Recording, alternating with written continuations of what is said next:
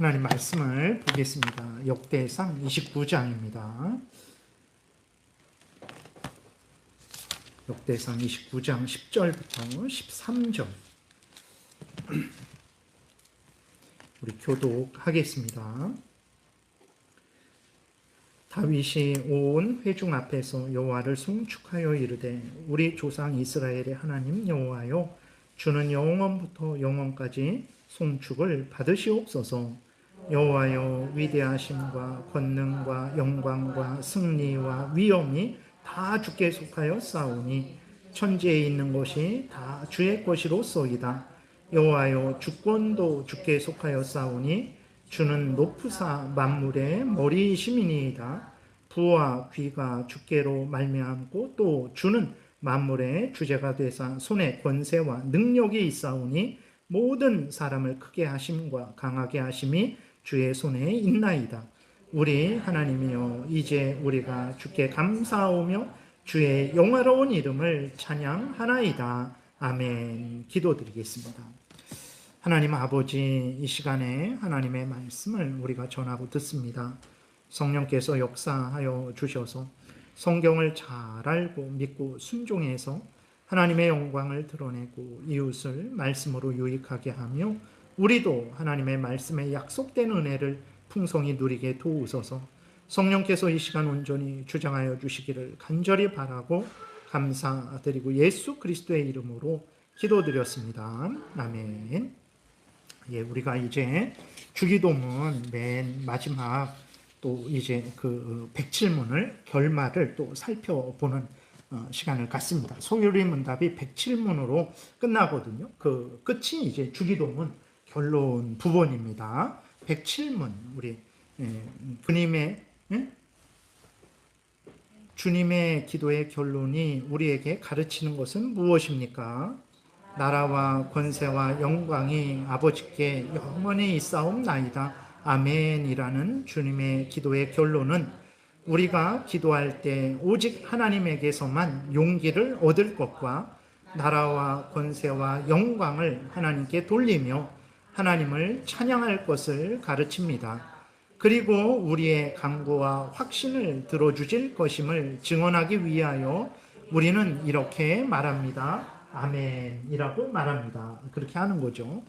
그래서 우리가 주기도문 맨 끝에 결론이 뭐냐면 나라와 권세와 영광이 아버지께 영원히 있사옵나이다. 아멘이잖아요. 그럼 이것을 통해서 우리에게 하나님이, 예수님이 가르쳐 주시는 것이 뭐냐? 그랬을 때 우리가 기도할 때 오직 하나님에게서만 용기를 얻을 것.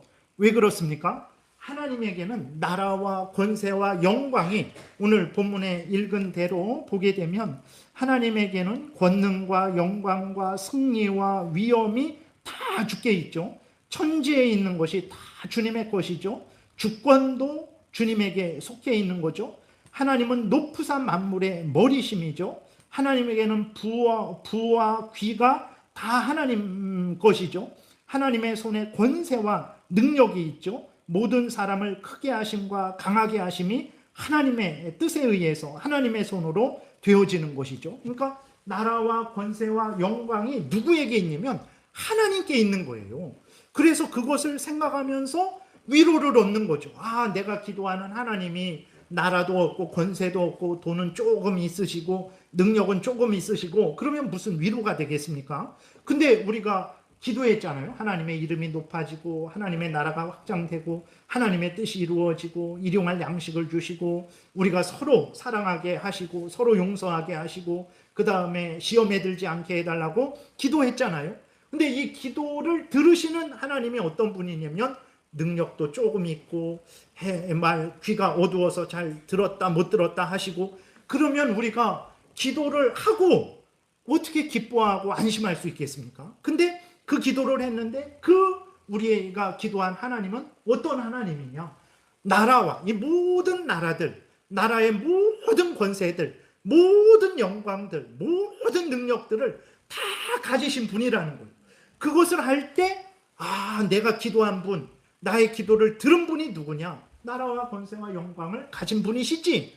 그러니까 그분이 내 기도를 들으셨고 반드시 응답해 주실 것이지, 물론 하나님의 때에, 하나님의 방법대로 우리에게 응답을 주시겠죠. 내가 원하는 대로 어떤 때는 해주시지만 대부분은 이제 하나님의 때에 하나님의 방법대로 해주십니다. 근데 어쨌든 하나님은 나라와 권세와 영광을 가지신 분이 내 기도를 들으시고 응답해 주실 것이다라는 것을 내가 확인하고 확신하게 되니까 내가 기뻐하고 즐거워하게 되는 거죠. 그래서 왜 끝에 하나님의 이름, 하나님의 나라, 하나님의 영광이 이루어지고 일용할 양식 이렇게 하고 왜 끝에 나라와 권세와 영광이 하나님께 있다라고 그렇게 고백하게 했냐? 우리를 위로하고 격려하고 우리가 기도한 거 하나님이 들으시고 응답해 주실 것이라는 것을 다시 한번 우리에게 확인시켜 주시고 확신시켜 주시기 위해서 이 마지막 결론을 예수님이 너희들이 기도하고 마지막에 이 고백을 해라 이렇게 말씀을 하셨다라는 거예요. 그래서 에베소서 3장 20절 21절 우리 교독하겠습니다. 하나님은 우리의 기도를 들으시고 능히 채워주시는데 우리가 구하는 것보다도 더 차고 넘치게 능히 넘치게 채워주시는 분이라는 것을 말을 하고 있어요.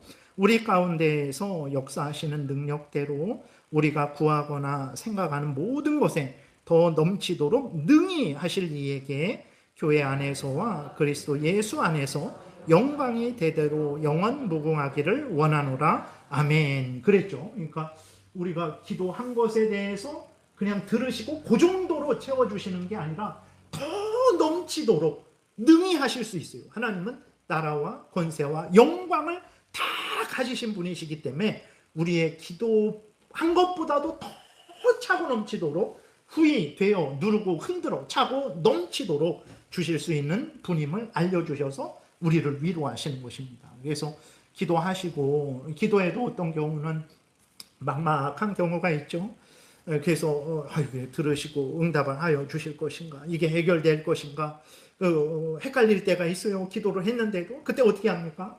주기도문의 이 맨 마지막 예수님이 우리에게 가르쳐 주신 부분을 다시 한번 여러분들이 믿음으로 고백하세요. 그렇지, 나라와 권세와 영광, 다시 말해서 모든 좋은 것을, 야고보서 1장에서 모든 각양 좋은 은사와 온전한 선물을 하나님은 가지신 분이지, 전지전능하신 분이지, 그분이 내 기도를 들으시고 응답해 주실 것이지 라고 여러분들이 기도하시고 이 마지막 이 주기도문의 결론을 여러분들이 한 번 더 믿음으로 고백하시면 여러분들이 또 위로를 얻을 것입니다. 그 다음에 또 하나는 왜 이것을 가르쳐 주셨냐? 그러니까 모든 영광과 감사와 찬송은 누구에게 돌려야 되냐? 하나님에게 돌려야 된다라는 거예요. 여러분, 저는 무지하고 무능하죠. 근데 예를 들어서 제가 어떻게 해갖고 큰 일을 했어요. 큰 일을 했으면 제가 한 거죠. 제가 큰 일을 했어요. 제가 한 거죠. 그러나 제 스스로 능력을 만들어내고 없는 것에서 있는 것을 만들어내고 그런 건 아니죠. 제가 큰 일을 했는데 제가 큰 일을 할 수 있는 지혜와 제가 큰 일을 할 수 있는 여건과 제가 큰 일을 할 수 있는 능력과 제가 일을 해서 그것이 큰 일로 열매 맺도록 되어진 모든 것들은 하나님이 은혜 주셔서 그런 거죠. 하나님이 전지전능하시고 모든 필요한 것들을 채워주셔서 제가 큰 일을 한 거죠. 그러면 우리는 어떻게 해야 됩니까? 아이고, 목사님 애쓰셨습니다. 제가 했으니까, 아이고, 권사님 애쓰셨습니다. 집사님, 아이고, 감사합니다. 해야 되죠. 그러나 저에게만 감사하고 저에게만 영광을 돌리면 안 됩니다. 여러분들이 저에게 영광을 돌린다고 제가 넙죽넙죽, 그렇죠, 제가 다 영광과 권세와 능력은 제 거죠, 제가 받아야죠 하면 안 돼요. 왜 그렇습니까? 나라와 권세와 영광은 누구 것입니까? 누구에게 있습니까? 하나님에게 있는 거예요. 그러면 하나님이 저를 통해서 하셨잖아요. 제가 했잖아요. 그래서 오늘 집사님이 하셨잖아요. 권사님이 하셨잖아요. 그러면 우리가 그 집사님에게, 권사님께 감사합니다, 애쓰셨습니다 말할 수 있어요. 그러나 거기에서 멈춰서는 안 됩니다. 하나님이 그 모든 것을 그 집사님을 통해서 행하게 하셨다라는 것을 우리가 인식하고 궁극적으로는 모든 영광과 감사와 찬송을 하나님께 돌려야 돼요. 그리고 사람들이 우리에게 애쓰셨습니다 할 때 그렇죠. 우리도 그것을 어느 정도 받을 수 있죠. 그러나 우리가 그것을 나한테서만 끝나면 안 되죠. 하나님, 이렇게 된 모든 것이 사실은 하나님이 주셔서 그렇게 된 것입니다. 이게 29장, 우리가 역대상 29장 읽었는데, 다윗이 하나님 앞에 성전을 건축하고 싶어서 하나님께 기도했죠. 그랬더니 하나님이 넌 안 된다. 너의 아들 솔로몬이, 너의 손에는 피가 많이 묻어 있어서 평화를 나타내는 솔로몬을 통해서 내가 성전을 건축하려고 한다. 그렇게 하나님이 다윗이 성전 건축하지 못하게 하셨죠. 근데 대신 다윗이 솔로몬이 성전을 건축할 수 있도록 그 필요한 모든 것들을 다윗이 이렇게 준비를 한 거예요. 죽기 전에. 그리고 하나님도 솔로몬이 성전을 건축할 때 그 설계도를 다윗에게 보여줬습니다. 다윗에게 알려줬어요. 그래서 다윗이 그 설계도대로 성전을 건축하는 데 필요한 모든 것을 여기 이렇게 다 모은 거예요. 다 모아놓고 뭐라고 지금 하냐면, 우리가 무슨 힘이 있어서, 능력이 있어서, 우리가 무엇이 있어서 이것을 여기 이렇게 모았겠습니까? 이 모든 것은 다 하나님이 주신 것입니다 하면서 하나님께 영광을 돌리는 그 내용이거든요. 그래서 우리도 첫 번째로는 주기도문 결론을 통해서 우리도 하나님이 그러한 모든 것을 전지전능하신 하나님이라는 것을 다시 한번 생각하고 위로와 확신을 얻게 되는 것이고, 또 하나는 사람들을 통해서 그게 나타났을지라도 사실은 그것의 주인은 누구냐면 하나님이거든요. 그렇기 때문에 모든 영광과 감사를 하나님께 돌려야 되는 거예요. 오늘날에는 그러지 않죠. 여러분 세상을 보세요. 다 남이 했는데 내 것이 했다라고 해서 도둑질해서 자기가 영광받고 칭찬받죠. 하나님께 영광 돌리는 사람이 거의 없습니다. 그리스도인들 외에는. 그리스도인들도 그냥 또 어떤 잘못된 시험된 그리스도인들은 자기가 다 했다라고 막 그렇게 자기를 높이죠. 아닙니다. 나라와 권세와 영광은 누구의 것입니까? 하나님의 거예요. 제가 권세를 부리고 능력을 부리고 제가 어떤 큰 일을 했을지라도 사실은 그게 저에게서부터 나와서 제가 만들어서 한 일이 아니라 하나님으로부터 받아서 제가 한 일이에요. 그렇기 때문에 어떻게 해야 됩니까? 나라와 권세와 영광은 모든 것은 사실은 하나님께로 또 우리가 돌려야 된다라는 것을 우리에게 알려주고 있는 것입니다. 맨 주기도문의 끝 결론이. 그리고 이렇게 하나님께 돌릴 때 끝에 그 주기도문 그 끝부분에 아멘이라고 기록이 되어 있죠. 아멘이라는 것은 진실로 그대로 이루어지리이다. 진실로 그렇습니다. 그런 의미거든요. 진실로 그렇습니다. 그대로 이루어지리이다. 이런 의미예요. 아멘이라는 의미가. 그래서 하나님께 모든 영광과 감사를 돌릴 때 모든 사람들은 어떻게 해야 되냐면 정해갖고 왜 나한테는 칭찬을 안 하고 막 하나님께만 이러면 안 되고 아멘 두 손 들고 아멘 일어나서 아멘 아멘 아멘 해야 된다라는 거예요. 하나님께 영광을 돌리는데 신경질을 내고 짜증내면 안 됩니다. 그때는 아멘 해야 돼요. 나라와 권세와 영광이 아버지께 영원히 있사옵나이다. 아멘. 진실로 그렇습니다. 그대로 이루어질 것입니다. 아멘 해야 된다라는 거예요. 그래서 주기도문 끝 결론을 통해서 세 가지를 우리에게 알려주시는데, 우리가 기도를 드린 분, 기도를 들으신 분, 응답하실 분이 누구냐? 나라와 권세와 영광과 모든 각양 좋은 은사와 온전한 선물을 가지신 전지전능하신 하나님이시다라는 것을 우리에게 알려주셔서 우리를 위로하시고 격려하시고 확신시켜 주시는 거고, 두 번째는 그 모든 이 땅의 좋은 것들은 다 하나님의 것이다. 그러니 하나님께 영광을 돌려야 된다라는 것을 우리에게 알려주시는 것이고, 그렇게 하나님께 영광을 돌릴 때 예를 들어서 제가 하나님이 하셨습니다. 하나님께 영광을 돌립니다. 그러면 여러분들은 혼자 그렇게 잘난 체 하시네 이러면 안 되고 여러분들도 아멘 해야 되는 거예요. 하나님을 찬양할 때. 그래서 에베소서 3장 20절 다시 읽어볼까요? 우리 가운데 역사하시는 능력대로 우리가 구하거나 생각하는 모든 것에 더 넘치도록 능히 하실 이에게 교회 안에서와 그리스도 예수 안에서 영광이 대대로 영원 무궁하기를 원하노라 그래놓고 아멘 진실로 그렇습니다. 네, 아멘 그대로 이루어질 것입니다 라고 아멘 했어요. 그리고 또 볼까요? 디모데전서 1장 17절에 같이 읽겠습니다.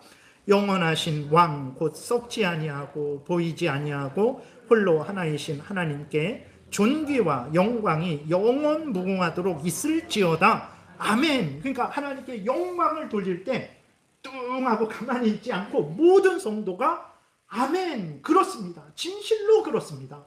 그렇게 될 것입니다 라고 아멘 하죠.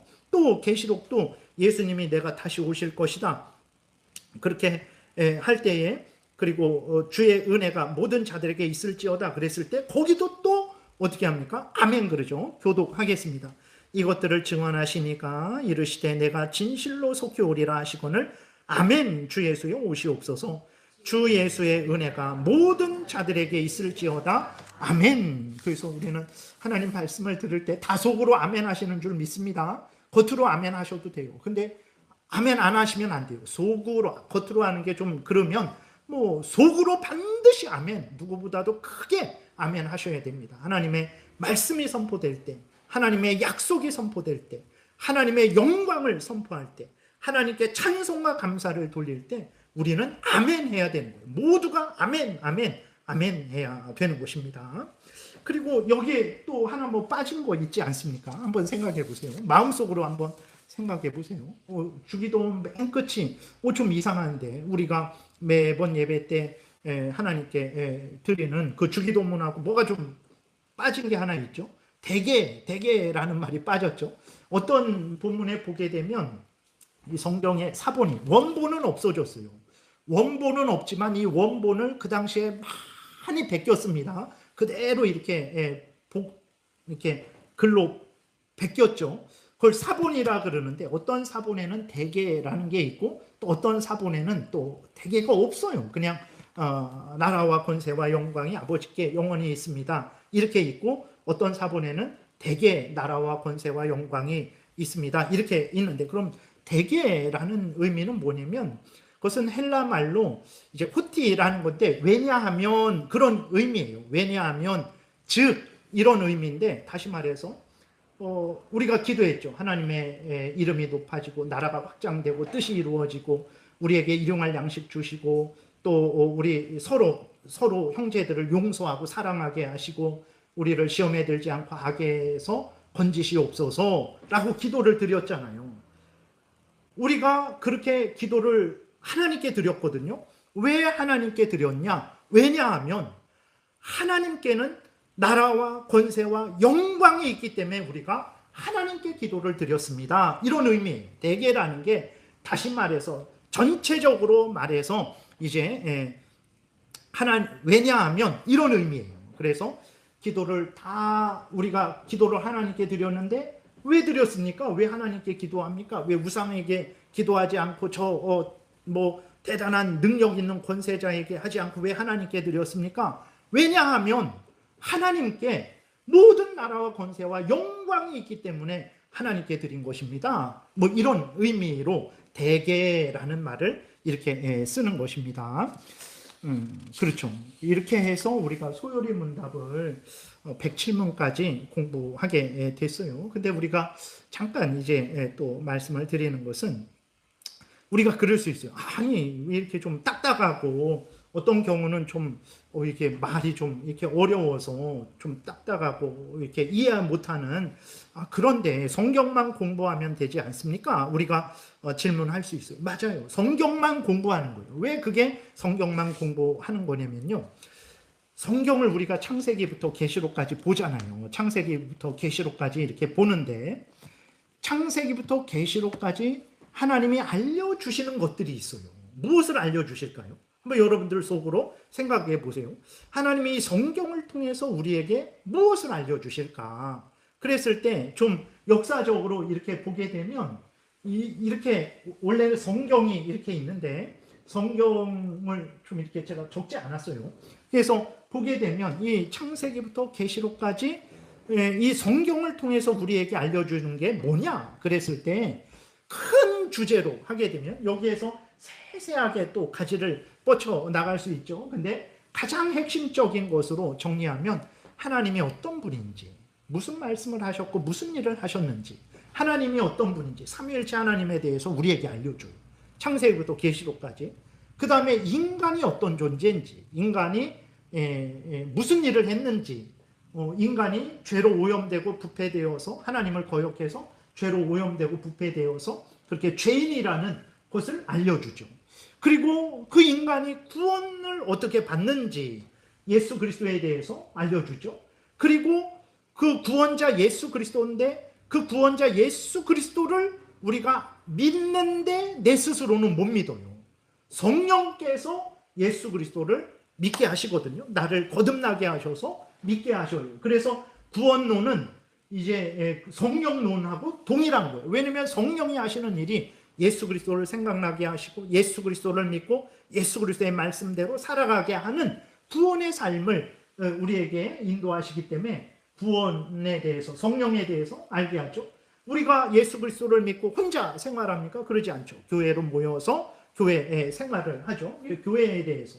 그 다음에 마지막 이제 때가 되면 예수님이 다시 오셔서 종말이 어떻게 될지에 대해서. 그래서 우리가 물론 그러면 직장생활, 뭐 사회생활 그런 거는 어떻게 합니까? 거기 보게 되면 구원받은 자로서 어떻게 살아가야 되는지 기도하며, 뭐 직장에 나갔을 때 주인을 에베소서 6장에서도 말하듯이 주인을 정말 예수 그리스도 대하듯, 그 상전을 예수 그리스도 대하듯 그렇게 대하면서 이렇게 성실하게 정직하게 그렇게 신앙생활하는 그런 것들이 다 가지 뻗쳐서 나가거든요. 그러니까 가장 핵심적으로 큰 주제별로 하면 성경을 보게 되면 이렇게 주제별로 정리할 수가 있어요. 그러면 여러분 이렇게 이거를 성경을 보면서 우리가 하나님은 이런 분이구나, 이런 말씀을 하셨구나, 이런 일을 하셨구나, 우리에게 이것을 믿으라고 하는구나, 우리에게 이것을 행하라고 하는구나, 그것을 우리가 알게 되죠. 하나님이 인간을 만드셨는데 이렇게 범죄했구나, 그래서 사탄의 종로로 타는구나, 아합은 이렇게 범죄했구나, 므낫세는 저렇게 범죄했구나, 이런 식으로 본단 말이에요. 그래서 우리가 성경을 창세기부터 계시록까지 쭉 읽어 나가게 되면요, 인간의 본성은 어떻게 하냐면 그것을 정리하게 됩니다. 정리를 할 수밖에 없어요. 여러분 그러지 않습니까? 무슨 이렇게 반찬을 만들다가도 그거 그냥 반찬 만드는 법을 다 잊어버립니까? 아니죠.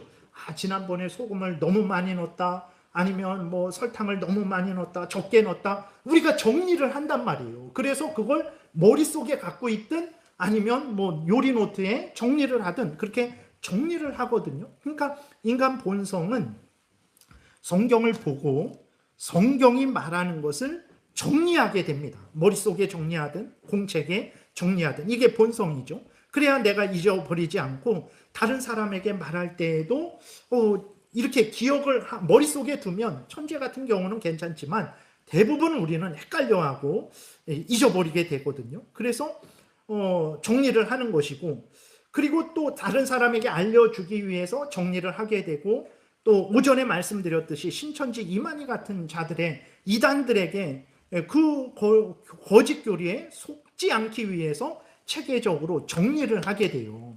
근데 한 개인이 성경을 보고 모든 것을 다 할 수 없어요. 여러분 그러지 않습니까? 우리가 이 성경 창세기부터 계시록까지 100번을 읽는다고 생각해 보세요. 그럼 100번을 읽었다고 한들 여기에 나오는 모든 부분에 대해서 우리가 빠지지 않고 다 알 수 있냐? 그러지는 못합니다. 왜냐? 한 인간이기 때문에 그래요. 인간은 선입견이 있습니다. 인간은 자기 생각이 있어요. 그래서 자기 생각대로, 자기 시각대로 성경을 봐요.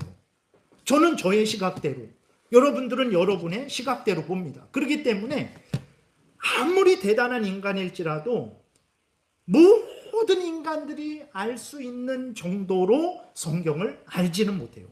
많이 알더라도 자기 관점에서만 알게 되는 거예요. 그래서 한 개인이 그렇게 성경을 보더라도 다 알 수는 없죠. 자기 시각을 가지고 보게 되죠. 그리고 때로는 아무리 한 개인이 똑똑해도요, 잘못 읽을 때가 있어요. 잘못 읽어갖고 나는인데 너는으로 읽고, 너는 뭐 이렇게 나는으로 하지 않고 너는 뭐 이렇게 할 수도 있죠. 해라인데 하지 말라라는 것으로 착각하고 읽을 수도 있거든요. 그렇게 또 정리할 때 잘못 정리할 수도 있고. 그래서 오전에 말씀드린 대로 어떻게 했냐면, 성경을, 교회가 있잖아요. 교회가 하나님의 모든 택한 백성들이 이렇게 모인 곳이 교회잖아요. 근데 교회는 2026년도 제일장로교회만 있지 않고 주변에 많은 교회들이 있죠. 100년 전에도 많은 교회가 있었죠. 1000년 전에도 많은 교회가 있었죠. 그 교회가 그래서 공적으로 성경에 탁월한 목사와 교사, 신학자들을 세워서 이 성경이 말하는 것이 무엇인지를 체계적으로 성경을 살펴보고 체계적으로 그것을 정리하게 했어요. 그 정리하게 한 것을 교회가 검토해서 이거 성경을 올바로 정리하게 했으니까, 한 개인이 점검하는 게 아니고 전체 교회가 그것을 점검을 하는 거죠. 그래서 그것을 이것을 성경을 체계적으로 잘 정리한 것이다 라고 교회가 받아들입니다. 받아들인 그것이 뭐냐면, 오전에도 말씀드렸듯이 그게 신앙 고백서인 거예요. 신앙 고백서. 그래서 교회는 신앙 고백서를 가질 수밖에 없어요. 왜냐? 성경을 여러분들에게 정리해야 되잖아요. 제가 창세기 공부합시다. 그러면은 창세기를 정리해야 되고, 창세기에서 말하는 게 뭔지, 창세기에서 돈 버는 법 가르치면 안 되잖아요. 물론 그것도 있죠. 열심히 생육하고 번성하고 땅에 충만하라. 우리는 성실하게 열심히 일을 해야 되는 존재죠. 그래서 그거를 말할 수 있는데 그것만 말하나요? 하나님이 어떤 분인지, 무슨 말씀하셨고 무슨 일을 하셨는지, 믿으라는 것은 무엇이고 행하라는 것은 무엇인지 정리하게 되면 결국은 하나님이 어떤 분이고 인간이 어떤 존재고, 인간은 죄인이고 우리의 구주는 예수 그리스도고, 구원은 어떻게 받고, 구원받은 사람들이 모여서 교회를 이루고 교회 생활은 어떻게 해야 되고, 마지막 때가 되면 종말이 오고, 이런 것을 정리할 수밖에 없어요. 그래서 교회는 교회에 속한 성도들을 가르치기 위해서 성경을 체계적으로 정리할 수밖에 없어요.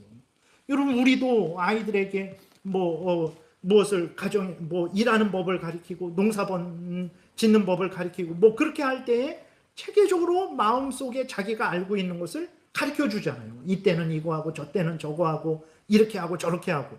인간은 그럴 수밖에 없어요. 그 다음에 또 하나는 말씀드렸듯이 이단들이 끊임없이 잘못된 얘기를 하니까 그 잘못된 얘기에 거짓된 미혹에 속지 않기 위해서 성경을 또 정리할 수밖에 없어요. 그래서 정리한 것이 신앙 고백서인 거예요. 그래서 교회는 이 성경을 가리키죠.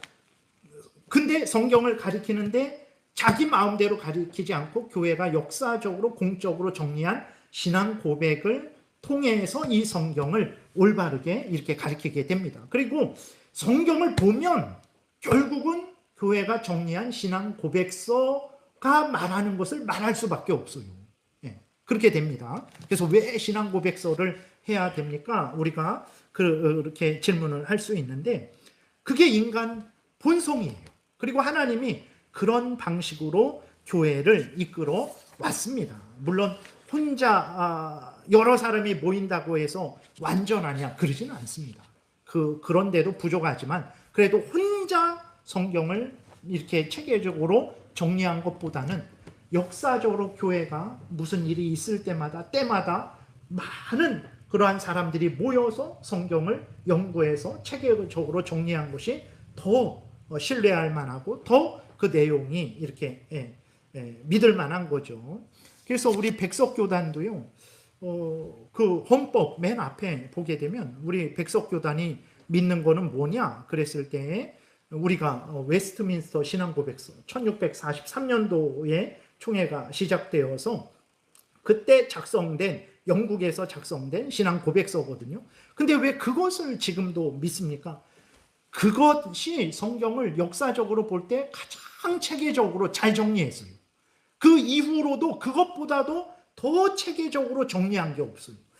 성경에 대해서 하나님, 인간, 구원자 예수 그리스도, 구원, 성령, 교회, 종말에 대해서 아주 체계적으로 정리했어요.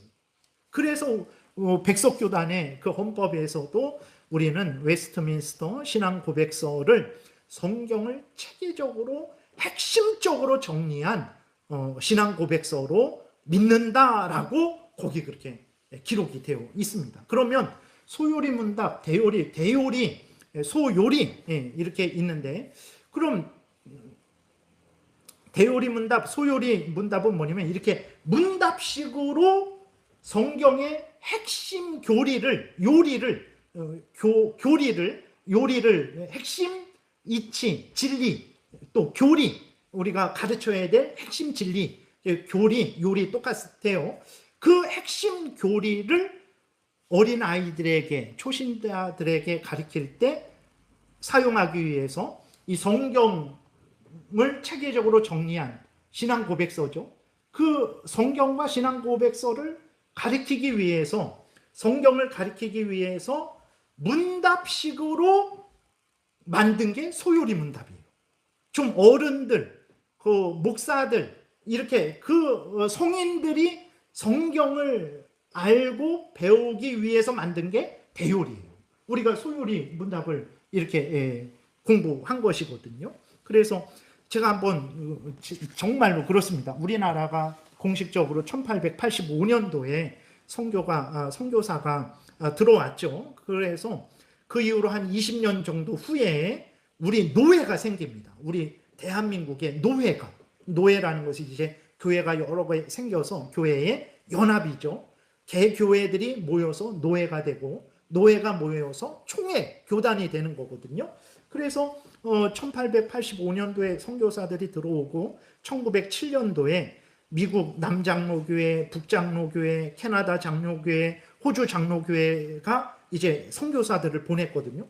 그 선교사들을 보낸 그 장로 교단들에게 허락을 받고 대한민국 땅에 노회가 생기게 돼요. 대한민국의 노회가 생기게 될 때 그들이 12신조를 채택합니다. 인도에서 만들어져서 인도 장로교회가 고백하던 그 신조, 우리는 성경이 하나님의 말씀임을 믿습니다. 예수 그리스도가 구주이심을 믿습니다. 그러한 것들, 웨스트민스터 신앙 고백서를 아주 축약한 아주 12개 조항으로 된 그 신조를 채택을 하거든요. 채택을 하면서 서문에 이걸 써놨어요. 제가 읽을 테니까, 예전에 소요문답 시작할 때 한번 알려드렸던 건데 잘 보세요. 대한예수교 장로회에서 이 아래 기록한 몇 가지 종목을 목사와 강도사와 장로와 집사로 하여금 승인할 신조로 삼을 때에, 그랬어요. 12신조를 삼는 거죠. 그래 질문이 생겼어요.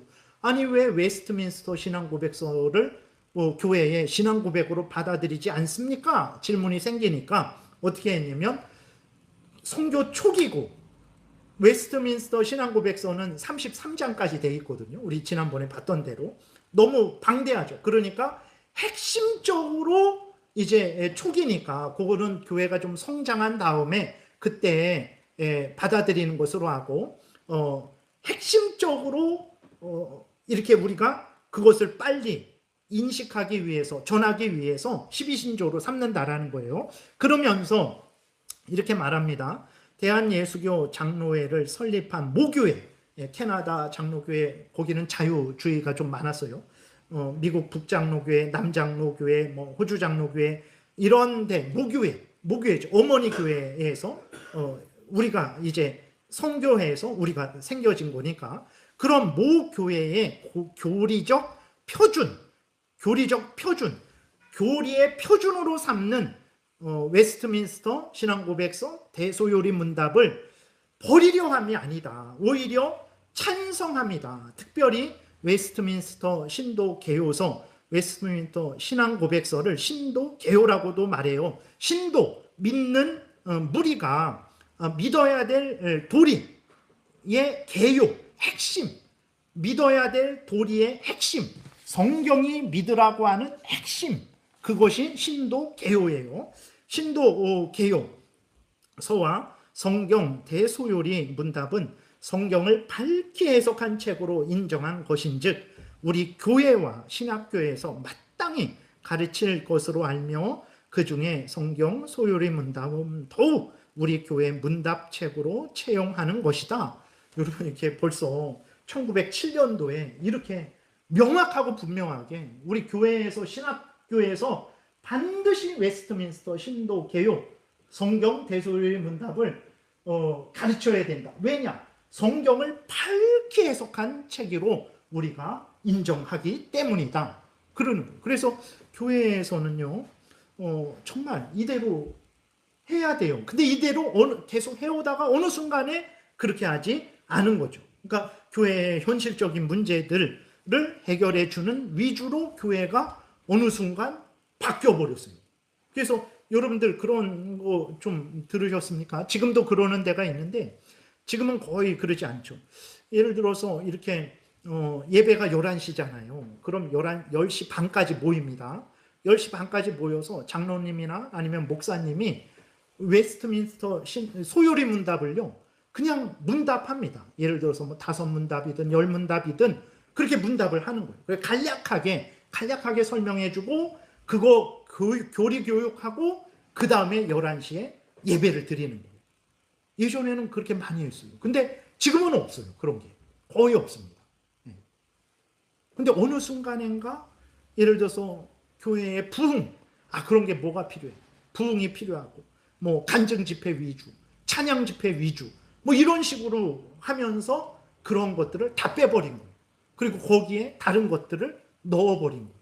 그러니까 이게 1907년 우리 이 장로교회 이 노예로부터 지금에 있는 모든 장로교회가 뿌리 이렇게 번져서 이렇게 있게 된 거거든요. 근데 우리 장로교회의 시작은 이렇게 분명히 교회와 신학교에서 웨스트민스터 신앙고백서, 성경 대소요리 문답을 반드시 가르쳐라 라고 이렇게 헌법에 넣었는데 안 가르쳐요. 딱딱하고 어렵고 그렇게 하면 부흥 안 되고 뭐 이런 식으로 막 찬양 위주로 뭐 어떤 그런 부흥 위주로 그런 식으로 이제 하느라고 그렇게 좀 바뀌어 버린 거죠.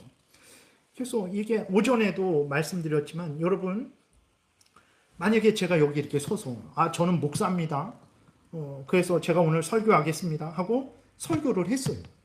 그럼 여러분, 제 설교가 옳은 설교인지 그른 설교인지 어떻게 판단하시겠어요? 딱 보면 압니다. 뭐 이렇게 하시겠어요? 딱 보면 압니다. 어떻게 딱 보면 압니까? 몰라요. 그럼 어떻게 판단합니까? 오전에 말씀드린 대로 성경 자체를 가감하지 않고 성경대로 설교하고 있는가? 그리고 또 하나는 이제 교회가 역사적으로 이 성경을 체계적으로 믿어온 그 믿음을 따라서, 다시 말해서 신앙 고백서를 따라서 설교하고 있는가? 그러지 않다면 잘못된 거죠. 그러지 않으면 잘못한 거예요. 말을 잘하고 뭐 재밌게 하고 예화를 뭐 이렇게 많이 들고, 그거는 오전에 말씀드렸듯이 부수적인 거예요. 부수적인 거. 말을 좀 떠듬떠듬 한다고 목사가 아니다, 설교가 아니다, 그건 아닙니다. 아니에요. 그래서 이렇게 신앙 고백서를 하고 이런 소요리 교리문답을 하는 이것이 저를 위하는 거예요. 그래야 제가 이 신앙 성경에 근거하게 되고 교회가 쭉 믿어온 올바른 전통에 근거해서 제가 신앙생활 하게 되죠. 그리고 여러분들을 위하는 거예요. 그래야 여러분들도 성경에 근거하고 올바로 그 교회가 역사적으로 믿어온, 공적으로 믿어온 그 신앙을 따라서 믿음 생활을 하게 되는 거예요. 그거는 저를 위하는 것이고 또 여러분들을 위하는 것이죠. 근데 이렇게 하는 게 우리를 위하는 것 같지 않은데요? 라고 그렇게 생각을 좀 할 수 있는데 그러지는 않습니다. 그래서 또 하나 이렇게 보게 되면 지금도 다음 넘겨보세요. 목사, 지금 이것도 지난번 몇 번 말씀드렸어요. 목사 안수를 받을 때 강도상 이렇게 강도, 도, 구원의 진리, 성경의 진리를 이렇게 설교하는 그러한 자격을 줄 때 그게 강도사죠. 그리고 목사 안수 받을 때, 장로, 안수집사, 권사 임직 받을 때에 장로 교단에서는요 반드시 이거 묻습니다. 목사는 요거보다 4개가 더 있어요. 4개가 더 있는데 신앙 고백과 관련된 그것만 제가 3개만 이렇게 여기다 이렇게 실었는데 잘 보세요. 제가 읽을게요. 구약과 신약 성경은 하나님의 말씀이며 신앙과 행위에 대하여 정확무오한 유일의 법칙으로 믿습니까? 아멘. 그렇죠. 성경은 하나님의 말씀이고 내가 가정생활할 때, 직장생활할 때에도 하나님의 말씀대로, 신앙생활할 때뿐만 아니라 항상 말씀대로 하나님의 법칙으로 내가 이것을 삼고 살아가야 되죠. 그 다음에 무엇을 질문하면 두 번째로 본 장로회의 교리 표준인 신조와 소요리 문답과 웨스트민스터 신앙 고백은 교리 표준인 신조는 앞에서 말씀드린 대로 12신조를 말해요. 장로교 신조, 12신조. 그 다음에 소요리 문답, 대소요리 문답인데 소요리 문답, 그 다음에 웨스트민스터 신앙 고백은 어떻게 믿냐고 물어보냐면은 구약과 신약 성경에서 교훈한 도리를 충만한 것으로 알고 성실한 마음으로 믿고 따르겠습니까? 목사에게 물어봅니다. 그래서 직분자들에게 물어봐요. 싫은데요. 저는 신앙 고백서 안 따를 건데요. 그거는 성경을 총괄한 것으로 저는 안 믿는데요. 저는 신앙 고백서 가르치지 않을 건데요. 대소요리 문답 가르치지 않을 건데요. 그러면 목사 한 수 못 받습니다. 임직 못 해요. 여기에 아멘 해야 돼요. 네 해야 됩니다. 그래야 그 맹세를 확인하고 그에게 이제 임직, 직분을 주는 거죠. 그 다음에 세 번째, 본 장로회의 관리 표준인 교회 정치와 권징과 예배 지침. 저기 앞에 뒤에 보시게 되면 웨스트민스터 신앙 고백서가 있고 그것을 가리키는 대요리, 소요리가 있고 그 다음에 예배 모범이 있어요. 예배를 드릴 때 이런 기준을 제시해 줬어요. 반드시 그렇게 똑같이 하라는 게 아니라 예배를 드릴 때 찬송과 기도와 세례와 성찬과 헌금과 이것을 해라. 그러면 찬송은 어떤 찬송을 불러야 되는지, 기도는 언제 어떤 내용으로 기도해야 되는지, 그 다음에 그 헌금, 그 다음에 그런 예배는 어떻게 드려야 되는지, 옷차림은 어떻게 해야 되는지, 그런 것들에 대해서 예배 모범을 통해서 자세하게 알려줬어요. 그거 제가 한번 알려드릴까요? 그러니까 시간이 없어요. 그러니까 오전에는 성경 설교해야 되죠. 그래서 역사적으로 전통적으로 오후 예배는 이런 교리 시간을, 교리를 가리키는 이런 시간을 가졌어요. 근데 그것도 1년에 52주밖에 안 돼요. 그것도 1시간씩밖에 안 돼요. 그러니까 52시간 동안 이거 하나 마지막 그거 하는데 벌써 1시간이 지나는 거. 그러니까 시간이 없죠. 그래서 있고 정치는 어떻게 해야 돼? 정치라는 게 나쁜 의미가 아니라 교회를 어떻게 운영해야 되는지, 어떻게 다스려야 되는지, 목사는 누구를 세우고 장로는 누구를 세우고 안수집사는 누구를 세우고 세웠으면 어떤 일을 하게 하고 이런 것들이 다 자세하게 나와 있습니다. 그렇게 왜 신앙 고백서와 대소요리 문답을 믿고 따르겠습니까? 교회 정치와 권징과 예배 지침을 정당한 것으로 승낙하고 그렇게 행하겠습니까? 그렇게 물어요. 그래서 아멘 하는 거죠. 그래서 목사 안수를 주는 거예요. 근데 그 다음에 약속한 걸 안 지켜요. 약속한 거 안 지킵니다. 안 지켜도 돼요. 다른 것으로도 막 교회가 부흥되고 사람들이 모이고 막 그러니까 다른 것을 사용하는 거죠. 근데 진짜 핵심은 여기 있는데, 진짜 핵심은 성경을 가장 핵심적으로 요약하고 우리에게 체계적으로 바르게 알려주는 것은 여기 있는데 이것은 안 가르쳐요. 그래서 우리가 대부분 아는 내용이지만 다시 한번 정리하게 되고 잊어버린 거 생각하게 되고 자세히 몰랐던 거 자세히 알게 되는 그런 유익이 있습니다. 그래서 신앙생활은 무엇이냐? 교회 생활은 무엇이냐? 이거예요. 성경대로 믿고 따르는 것. 그 성경을 교회가 공적으로, 객관적으로, 역사적으로 체계화한 그 신앙 고백서를 믿고 따르는 것. 그게 신앙생활이에요. 그게 교회생활. 그게 성경을 믿는 거예요. 네. 그래서 그러한 소요의 문답을 여러분들과 함께 여기까지 이렇게 공부했던 것입니다. 그래서 이러한 것 때문에 여러분들 오후 시간을 이렇게 좀 사용한다라는 것을 이해하시고 좀 딱딱하고 뭐 좀 그래도 또 이렇게 이게 교회 전체의 헌법에 나와 있는 그런 방식이니까 여러분들이 또 잘 받아들여 주시고 또 유익한 시간으로 사용하시기를 바랍니다. 기도드리겠습니다. 살아계신 하나님 아버지 감사합니다. 늘 우리들은 항상 우리들 마음대로 믿고자 하는 본성이, 죄성이 끊임없이 솟구칩니다. 하나님 그럴 때에 항상 성경과 비교해 보게 하소서. 그리고 교회가 역사적으로 믿어온 올바른 그 믿음에 근거한 것인지 점검하게 도우소서. 그렇다면 얼마든지 우리가 실행할 수 있지만 그렇지 않다면 멈추게 하시고 성경이 말하는 대로 그 성경을 체계적으로 요약한 신앙 고백이 말하는 대로 우리가 바꾸게 도우소서. 하나님 아버지 늘 인도하셔서 이렇게 교회가 역사적으로 또 객관적으로 공적으로 피 흘리면서 만들어낸 이 성경을 체계적으로 정리한 신앙 고백을 통해서 성경을 더 잘 알게 하시고 또 사람들에게 전할 때에도 더 잘 전하는 유익을 얻게 도우소서. 감사드리고 예수 그리스도의 이름으로 기도드렸습니다. 아멘.